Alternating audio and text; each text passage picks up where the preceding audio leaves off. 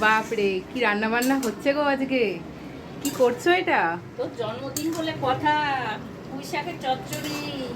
তারপরে তারপরে কি হবে? চিংড়ি মাছ হবে। দেখি দেখাও, ওরে বাবারে। চিংড়ি মাছ হবে। তারপরে চিকেন হবে। আচ্ছা, তারপরে ইলিশের মাথা দিয়ে পুঁই শাক হবে। এইটা করছো এখন? হ্যাঁ, ইলিশের মাথা দিয়ে সারা পুঁই শাক বাড়ি তো করছি। গন্ধে ভরে গেছে। আর এখানে শিলনোড়ায় বাটতে বাটতেও খুন্তি নাড়ছো তুমি? হ্যাঁ, সবই করছি। এই যে আবার এটাকে বাটতে হবে।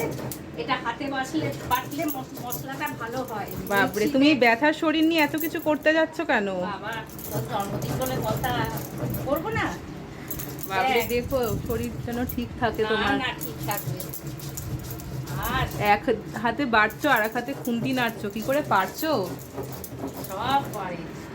বাবা, এখনো শিখতে হবে তোমাদের থেকে। রাঁধুনি চুল করতেও পারে, আবার রান্না করতেও পারে। সব পারে। বাহ, বাবারে, আবার খুন্তিও নাড়ছো।